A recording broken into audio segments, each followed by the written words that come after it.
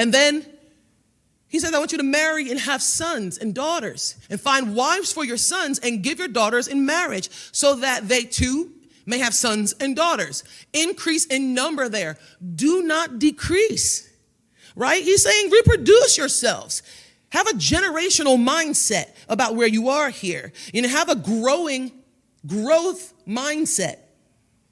Now is not the time to shrink back, God is saying to them. He's saying it's not the time to isolate yourself or to hunker down with what you already have. It's actually time for you to continue flourishing and celebrating new unions and welcoming in new life. It's time for you to promote unity and longevity in this land and intentionally living so that you may increase, not decrease, because God's kingdom is about forward motion. It's about multiplication. And so be a reproducer, of yourself and as a disciple of Jesus Christ, we are being made in his image, and we are making other disciples who look like us as we're looking like Christ. And so this is a part of that reproduction process for us. It says also, seek the peace and prosperity of the city to which I have carried you into exile. Pray to the Lord for it, because if it prospers, you too will prosper. What? Pray for this city that captured me and drug me away from my home? These people want to maybe make me change my name and not even call myself the name that I was given.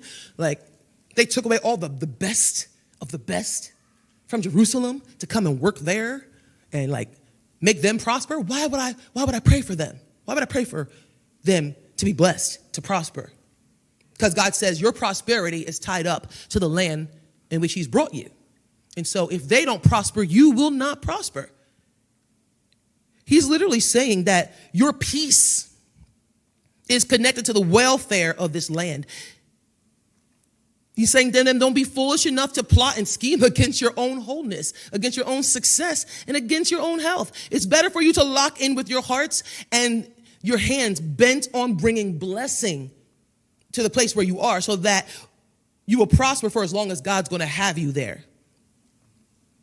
And it's going to be for 70 years.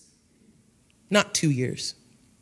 70 years before God had a plan to then defeat Nebuchadnezzar, and his reign, his family reign, and bring the people back into the land that he promised them and have them prosper, actually.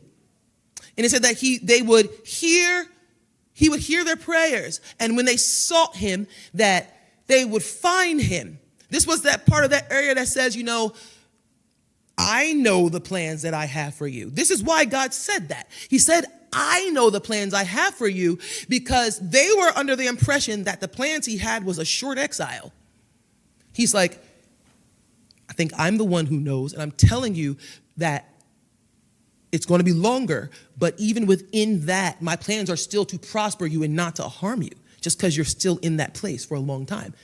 It's still to give you a hope and a future. And I'm still going to fulfill my promise. That's what that verse was talking about.